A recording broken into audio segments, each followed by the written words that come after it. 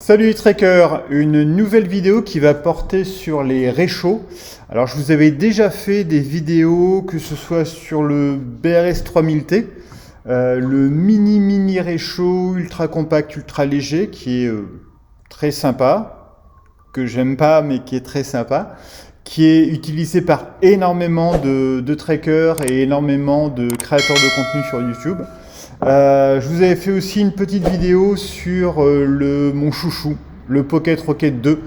Alors je détaille pas, hein, mais je vous dis dans les vidéos, allez voir les vidéos, vous aurez un complément d'information. Pourquoi j'adore ce réchaud, pourquoi c'est vraiment celui que je prends pour toutes mes randonnées. J'ai déjà pris le BRS sur des petites randonnées à la journée, juste pour le tester, pour l'utiliser, mais voilà, ma confiance va au Pocket Rocket. Je vous avais fait une vidéo assez surprenante, une vidéo sur le réchaud de Forkla, le Trek 500 avec allumage piezo, qui m'avait étonné, qui avait été vraiment pas mal. Quand je l'avais reçu, c'est Forkla qui m'avait envoyé l'allumage piezo. J'avais juste posé quelques questions sur l'allumage piezo. Il m'avait dit, ben voilà, on te l'envoie, teste-le. Bon, je m'étais dit, il vaut mieux qu'il me l'envoie parce que jamais je l'achèterai et vous le verrez dans la vidéo également.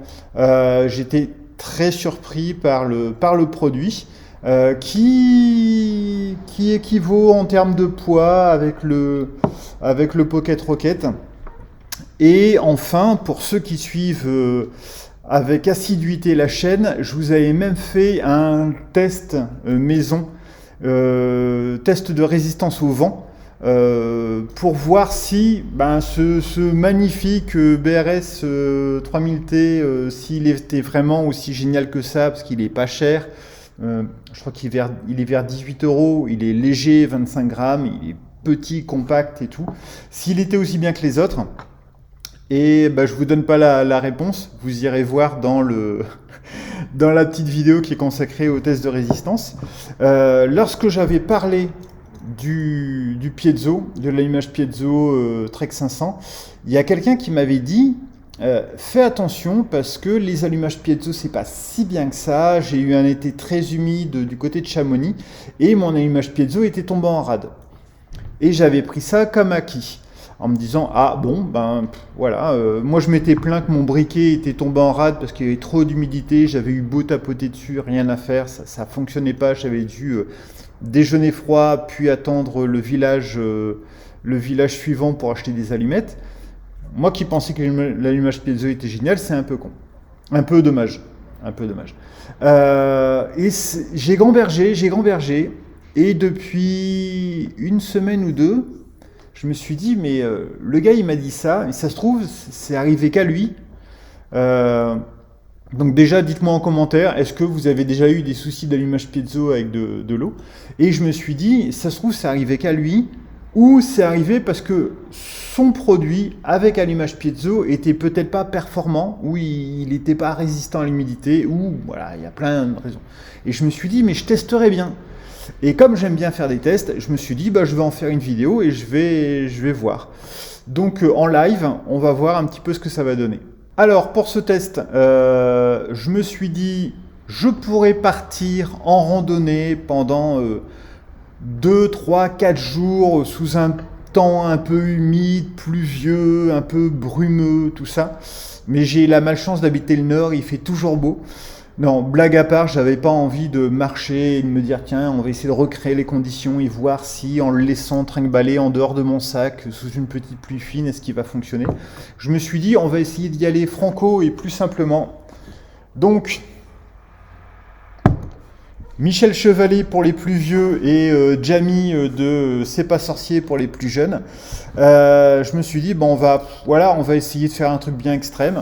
Donc l'allumage piezo fonctionne. Je vais même vous faire un petit test pour vous prouver que ça fonctionne, parce qu'après les gens pourraient dire ouais mais en fait ton allumage il fonctionnait pas avant que tu le mettes dans l'eau. Donc on va tester.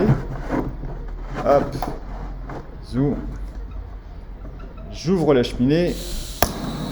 Voilà, je sais pas si vous voyez, mais en tout cas ça fonctionne. Voilà.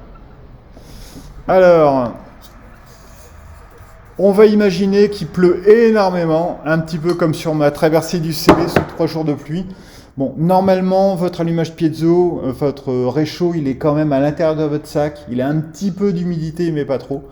Moi, je m'étais dit, tiens, on va essayer de pousser un petit peu à l'extrême. Donc, voilà, on va bien le mettre dedans. Voilà, bien le mettre dedans. Donc là, il est bien sous l'eau. Je ne savais pas combien de temps il faudrait que je le mette sous l'eau. Est-ce que je le trempe, je le ressors? Est-ce que j'attends un petit peu? Est-ce que je papote un peu? Est-ce que je le noie? Voilà, on va imaginer qu'il est quand même bien trempé. Il y aura peut-être des petites critiques. J'ai vraiment envie d'aller à fond. Hein. On va le retourner un peu dans tous les sens. Voilà. Zou. Est-ce que vous êtes d'accord pour dire qu'il a pris un peu d'humidité? Je pense que oui. Donc, on va quand même se dire qu'il n'est pas non plus amphibie de chez Amphibie et que je vais un petit peu l'essuyer. On part du principe que normalement vous avez une serviette en randonnée, hein. Donc vous pouvez faire ça. Donc là je l'essuie, hop. Et on va voir si ça fonctionne ou pas. Faites les paris en commentaire. Oui, non, ça ne marchera jamais. Il est trempé, hein. Là il y a de l'eau qui coule de partout.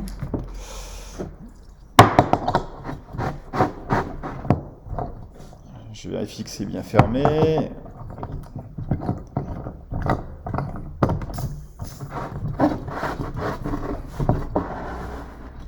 Hop. Je vois pas d'étincelle.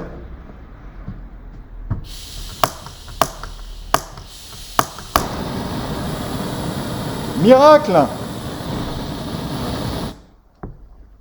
Bon. Et ben dans l'eau ça fonctionne. Au départ ça fonctionnait pas. Je me demande si les bus n'étaient pas un tout petit peu humides. Peut-être qu'en libérant le gaz, ça a soufflé un peu et ça a permis peut-être un petit peu à l'eau, aux gouttelettes d'eau de partir. Ça peut être une bonne technique, à la fois de bien essuyer votre réchaud, mais aussi pourquoi pas gâcher un peu de gaz en envoyant un petit peu de gaz comme ça, pas mal de pression. Voilà. Et ensuite en allumant. En tout cas, il fonctionne. J'ai peur d'avoir quelques critiques en disant tu ne l'as pas laissé assez dans l'eau. C'est peut-être pas rentré assez profondément. Bon, si vraiment vous insistez, je pourrais vous faire un test où je vais le laisser une demi-heure dans l'eau, mais une demi-heure de vidéo, même en accélérant, ce serait un petit peu pas marrant. Enfin voilà, 2 réflexions par rapport à ce test et à cette vidéo. La première chose, il y a une vidéo qui est en préparation là-dessus. Testez toujours votre matériel avant de partir. Donc moi, je pars dans pas trop longtemps, donc j'étais en train de me dire ce que je vais prendre, pas prendre, et le tester pour voir si ça fonctionne. Mais surtout, quand on vous dit que quelque chose fonctionne ou fonctionne pas, moi le premier, n'hésitez pas à faire un test de votre côté, si vous avez la chance de pouvoir faire le test. Donc voilà, je dis pas que l'abonné qui m'avait dit « moi ça n'a pas marché » s'est trompé. Effectivement, lui, ça n'a pas fonctionné, mais qu'avait-il comme type de réchaud? C'était quoi les conditions d'humidité? Comment ça s'est passé? Est-ce qu'il a essayé juste 2-3 fois? Il a vu que ça marchait pas? Il y avait des randonneurs à côté qui pouvaient le dépanner? Ça a été cool. Voilà. Peut-être que s'il avait insisté, peut-être que si. Peut-être que s'il avait eu un Trek 500, ça se serait bien passé. Peut-être que son réchaud est beaucoup plus petit. Les bus sont peut-être plus facilement bouchés par l'humidité, je sais pas, mais en tout cas voilà, testez les choses, n'hésitez pas à tester les choses. Et la deuxième réflexion que ça me donne, c'est que cet allumage piezo est quand même vraiment sympa. Alors encore une fois, c'est un monstre, il est très gros, il est assez lourd, 85 grammes, 83-85 grammes. Mais comme je vous le disais dans la vidéo, le Pocket Rocket avec ses 75 grammes plus un petit briquet, ça fait quasiment ce poids-là. Donc voilà, je pourrais être tenté de partir avec ça à l'avenir, si ce n'est que comme je suis un flippé de première et que je ne suis pas un marcheur ultra léger, je sais que je ne partirai pas que avec ça et que certainement je prendrai un briquet de secours au cas où. Et donc, quitte à prendre un briquet de secours au cas où, voilà, je partirai ça.